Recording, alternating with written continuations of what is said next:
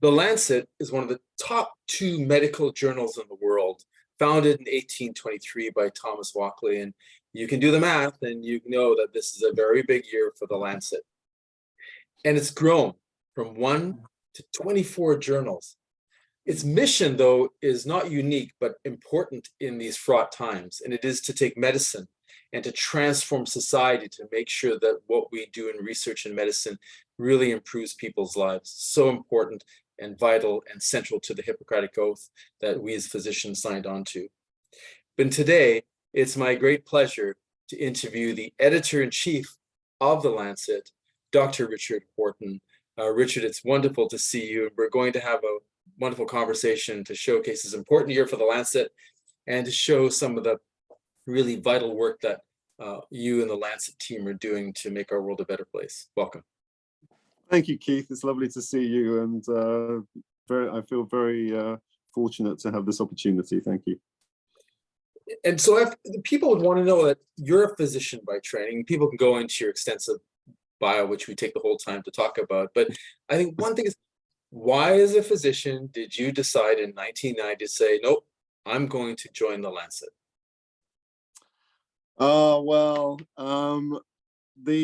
There hangs a tale, Keith, and the brief version is that when I was at school, I loved two things. I loved science, and particularly biology, and I loved English literature. And so my dream life was to somehow do science and somehow play with words. And our wonderful school system in Britain doesn't allow you to mix science and humanities. At the age of 16, you have to choose which path you go down. And I wanted to do both, and I wasn't allowed to. And so I love medicine and I love medical science. But when I was in my late 20s, I thought, I've got to get this irritating bug out of my brain. So I joined the Lancet for 6 months initially. And the idea was just to do it, just work at a journal, say that I played around at a magazine, and then go back into medicine. But I can remember going into the Lancet when I was in my 20s and just thinking, oh my God, I'm in paradise. This is home. And then I just never left. And it's the perfect combination of medicine, medical science, writing, politics. You know, I look forward to it every day of my life. And that is a lesson for all of us, even though that we don't have the power of the pen or the strength of your power, of your extraordinary writing power. But all that's a lesson in terms of using our science to advance and improve people's lives through the social sciences, right? Yeah, I mean, there are a couple of, I don't know whether they're lessons, but there are a couple of things that I draw from that experience. One is exactly that, Keith. It is that there is a unity of scholarship. And in the old days, going back several hundred years, the unity of scholarship was well recognized. But in our times, which are distinguished by division and specialization, we've separated disciplines in ways that have not been helpful. And the separation of the sciences and the humanities is one example of that. And they are deeply and intimately related. So we should be working to figure out how we do connect them.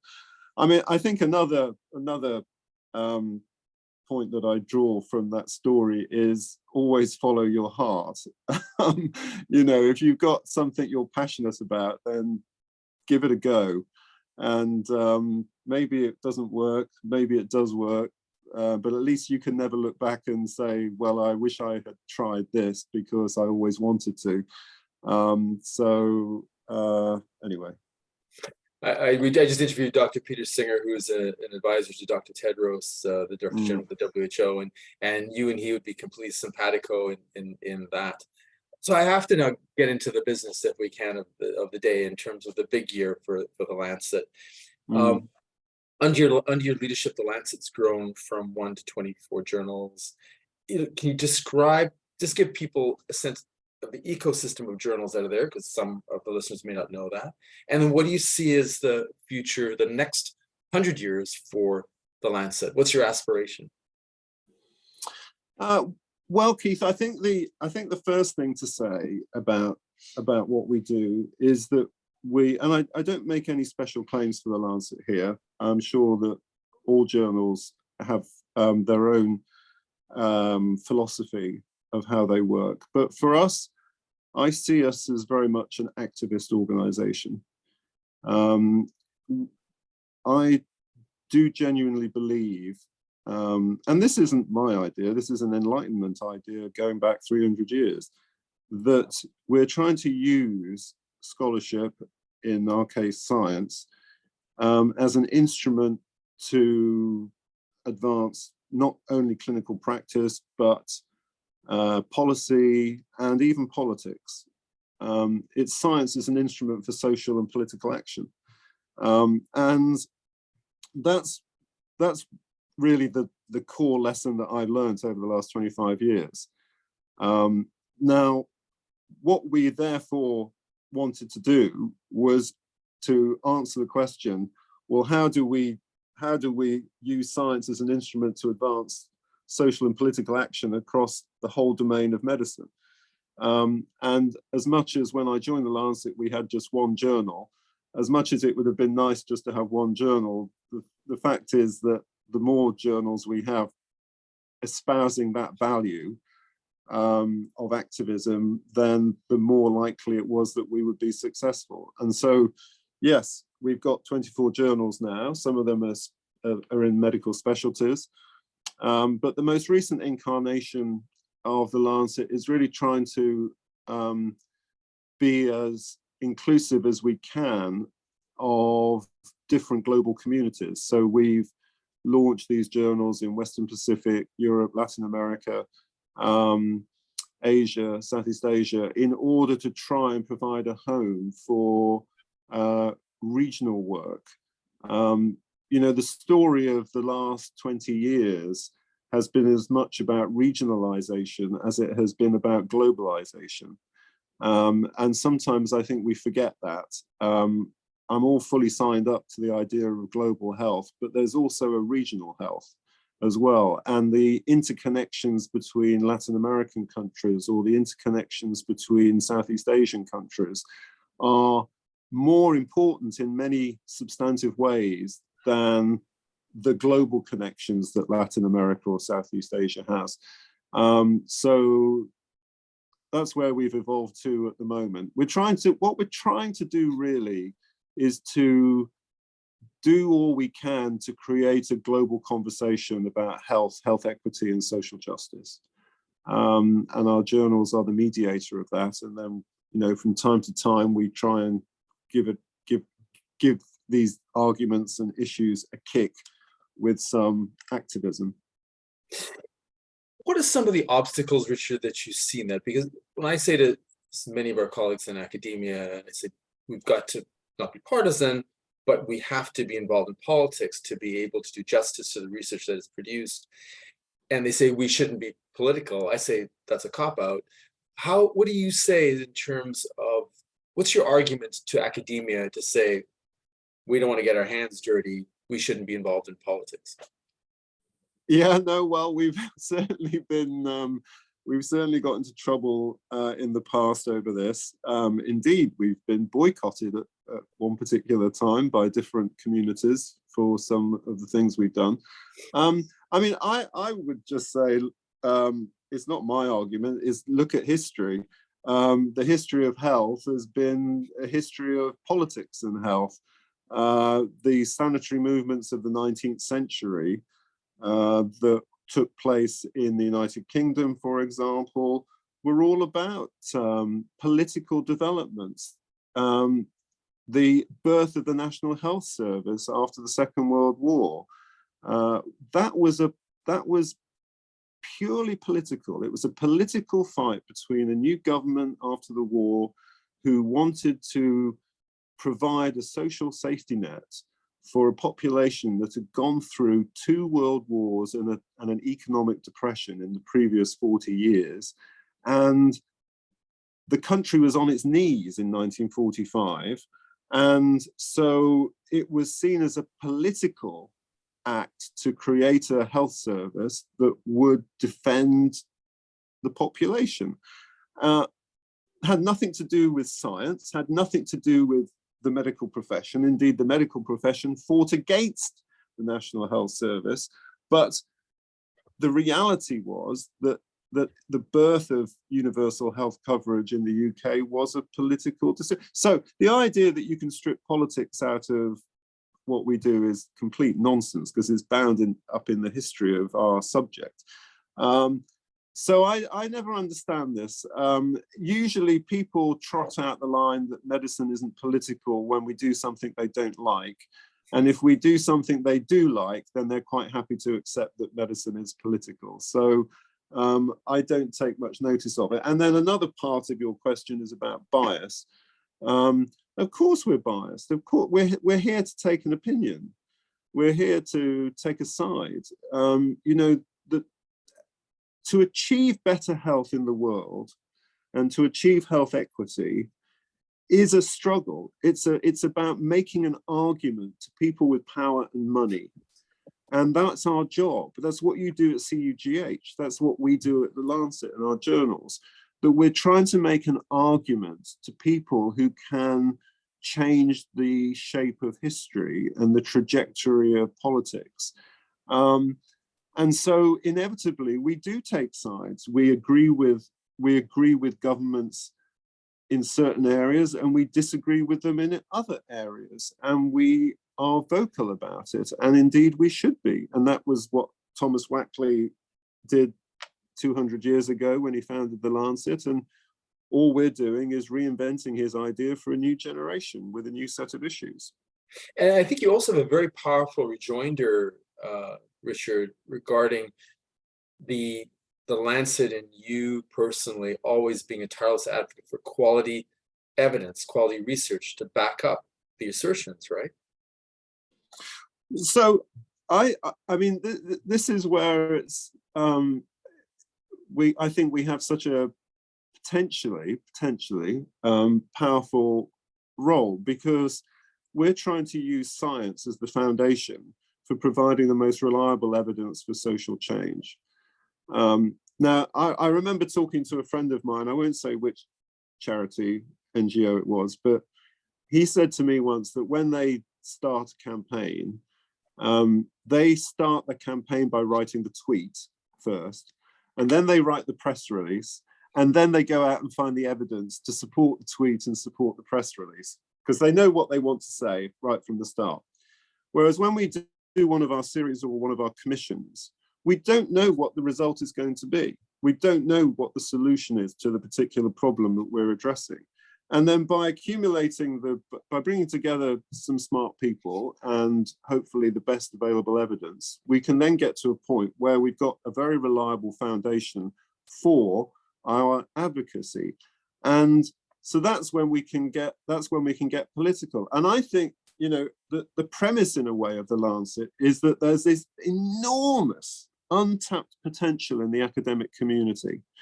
And our job as editors is to unlock the doors of academia and to give these people who are doing such amazing work a platform and an incentive to get out of the academy and into the struggle for whatever the issue is that they are studying. So, and that's what's so exciting about it. The commissions and series that we've done have been all about unlocking that potential and creating that platform. And it is hard. I think it's heartbreaking. We could have stopped this interview now with just that, Richard, and take it. But it is heartbreaking, isn't it, to see this incredible, incredible generation of knowledge on one side of the equation, acute needs on the other side of the equation, and trying to make those meet somehow, creating more pathways to get that research into the policies. And if we see the challenge of today, a lot of the nasty effects on people's lives were purely political decisions, choices, right? Ukraine, Absolutely.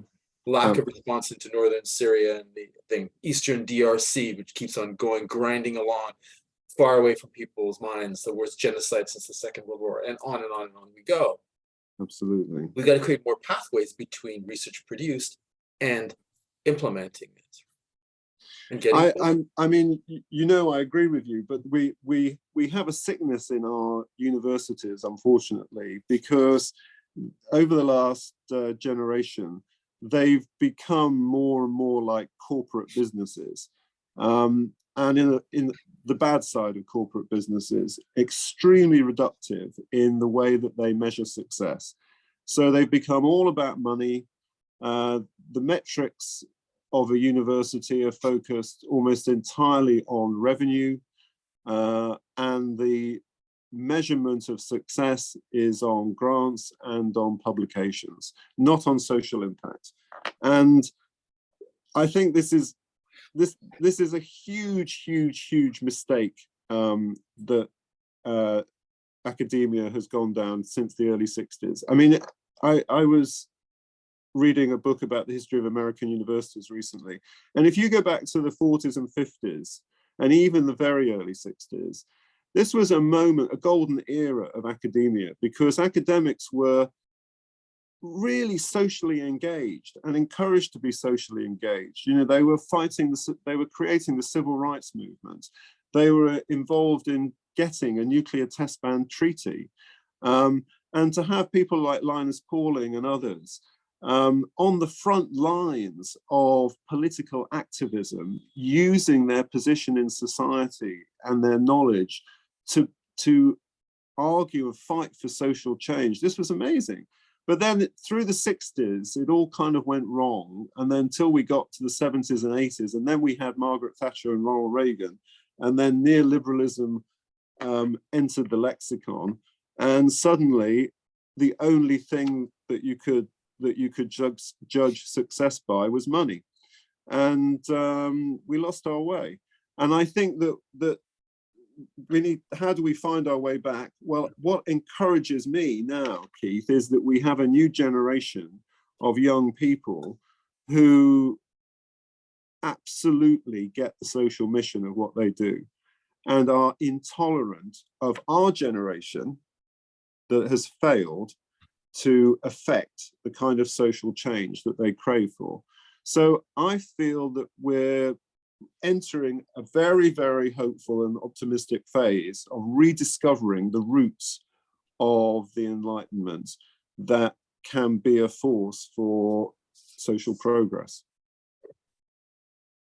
And to affect that change, if you looked at the investment in terms of the financial investments into the research, the human investment, the failure to have the social outcomes that you eloquently described, that does a grave injustice to the money invested, the people who did the work, I believe. And so if action follows funding, how should funders reform and change to affect that action? Because I don't think it's going to happen necessarily from within unless there's an incentivized hard push that forces action. No.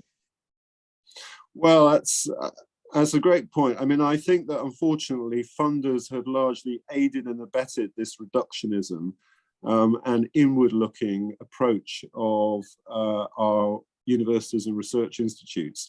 So I would like to see funders demand much more of those they invest in to pay more heed to the social impact of what they do.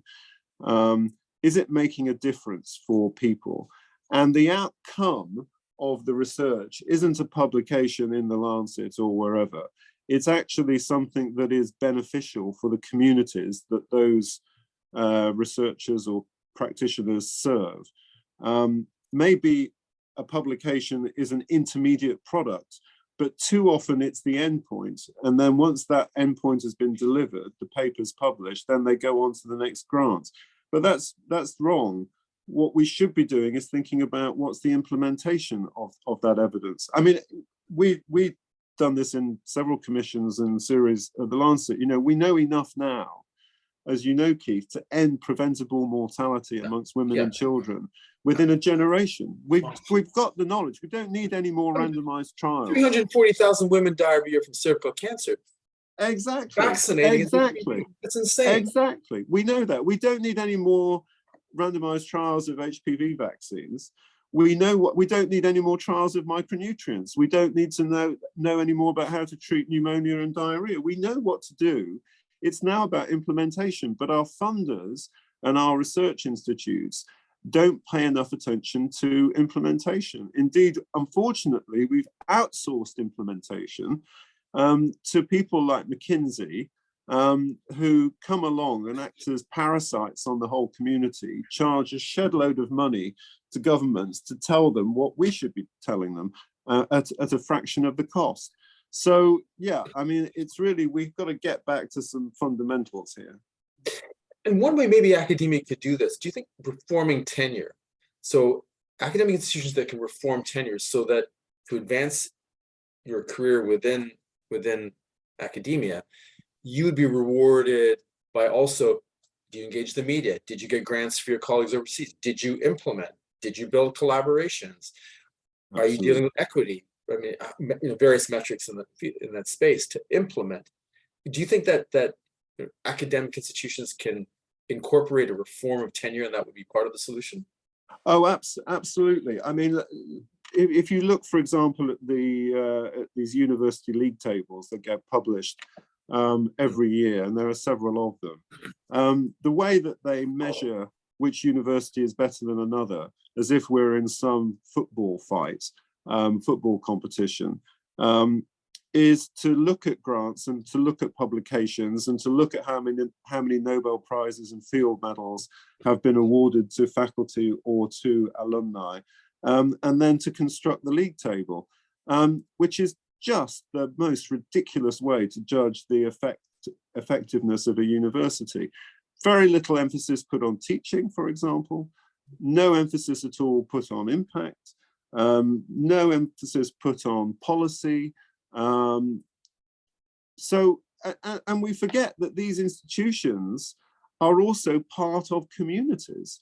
So what effect have they had on the local people that they are supposed to serve and are rooted in? So yeah, I think that the metrics by which academia measures what it does are all wrong, from league tables to what you're talking about, which is how we recognize and reward people in academia. But it's going to take some impressive leadership. I mean, there have been people who've talked about this. Victor Zhao at the National Academy of Medicine is a passionate advocate for looking at the social responsibility of academic medical institutions. But he is a very much a lone voice. Julio Frank at the University of Miami is another one who does. But these are lone voices. You can almost count them on the fingers of one hand, people who want to have radical change of the system. But this is where I say, I do think that there's a new generation coming through who are impatient, who are intolerant of these failures, and there could be generational change on the way. Wouldn't it be great bringing funders together to actually bring them to the table to say, now, what are you going to do to do exactly what you said? At CUGH, I have to tell you, at our conference coming up in April, we're convening the academic health centers to talk about, bring them together and say, how can you have an impact upon the disadvantaged communities that you sit right close to? It's bizarre that you've got this generation of research, and within blocks, you've got some of the most impoverished people in a country. It makes no sense to me. Well, fantastic that you're doing that, Keith. That's fantastic. That's what needs to happen. Well, how do we get more public scientists? Because often public scientists can be denigrated by their own colleagues, which is, I think, is a horrible thing, just horrible actions. But how do we encourage and develop and cultivate more public scientists that are engaging in exactly the actions you mentioned? Well, it's tough. I was involved in a piece of work that was published last year, actually, looking at confidence in research during the pandemic. And of course, the pandemic was a very good example of scientists being very much on the front line of the media and front line of public discussion. And some of the lessons of that were pretty frightening, actually. Early career researchers really suffered. Women really suffered. Minorities really suffered. So I think it's very, very hard. You know, it was an unusual and extreme event, that's for sure, but it accentuated some of the prejudices which already exist in the system. So how do we value more public contributions? We have to do more to support early career researchers, women, our diverse communities, to support them to be out there. But the other aspect of this, of course, is the advent of the fact that we now live in a world of misinformation, an age of misinformation. And so it's even more important than ever that we do have stronger public engagement by scientists. But it's, as you know, Keith, you know, you go into the Twitter sphere and you go into an abyss of abuse. And it's a it's a deadly environment. And if you're a young researcher, you can get destroyed in that environment. So we have to be much better at mentoring, supporting, and rewarding those who do step out into the public domain to defend science, because this age of misinformation, this age of anti-science that we're seeing today, really threatens it. You know, I've spoken a moment ago about this possibility of a generational change in a very positive way, very progressive way, but it's threatened by this age of misinformation and anti-science. So how do we navigate between those two forces is going to require great delicacy of thinking and very, very strong nerves. Yeah. And they need to, those who are willing to step out need to be supported by their academic colleagues and systems. I think it's horrible when they'll get hit if they go out in public, but they'll also be diminished within their own systems. And we've heard, you know, you and I have heard many colleagues doing this. I mean, I'd say at CUGH, we've been working with our partners at the Pulitzer Center for Crisis Reporting, First Draft News in the UK, Dr. Claire Wardle and others, to train folks. Yeah, she's fantastic. To train folks, how do you deal with disinformation? How do you deal with misinformation? How do you engage with the public and the media? Because if you're not engaging with the public and the media, you may as well be at home, but you really diminish your impact. I mean, it's really sad. I mean, academia needs to support colleagues doing this, not hurt them. And to give a further example, if you as an academic write a series of columns for a national newspaper, or you appear on national television to give advice in a way that the public can understand, then you should be recognized and rewarded for that. Unfortunately, the current metrics of the academic system will damage you, will threaten you, because it's not a publication in a journal or a grant from NIH. So we really have to change the way we see the value of that public engagement, because at the moment it's disincentivizing people, not incentivizing people. And that's where it's punishing people. It is, doesn't it? And it's terrible to hear the trials and tribulations our colleagues have gone through, who have stepped out in all good faith to be able to do this. Absolutely.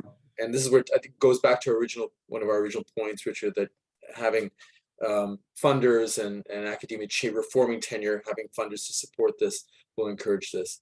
We're at the bottom of the hour, and I just have any last comments, Richard, before we close this wonderful interview? Well, no, I just want to pay tribute to you, Keith, and CUGH for everything you do. To have a forum which convenes people together to talk and to formulate strategies for all the things that we've just been talking about is really important. We don't do that. We only do it in the virtual space. You actually do it in reality. And great tribute to you and CUGH for what you do. So let our partnership continue. Well, thank you, Richard. We're grateful, and our whole team here, it's a team effort, and we're extremely grateful for the support and the engagement partnership with the Lancet, you and with Zoe and your colleagues, and really thank you to you. It takes a lot of courage and guts to be able to stand out, sometimes alone, in the public space that we have, but you are living the true roots and the heart of our Hippocratic oath. And at the end of the day, we all remember those folks who are least privileged in ours. Absolutely. And that mission, it's a great privilege to be able to do what we do. And so thank you, Thank you, Dr. Keith. Horton. Take you. good care, and you. we'll see you soon. Thanks for your time. Thanks a lot, Dr. Keith. Horton, Take care. Editor-in-Chief of the Lancet. Thank you, Richard. Thank you.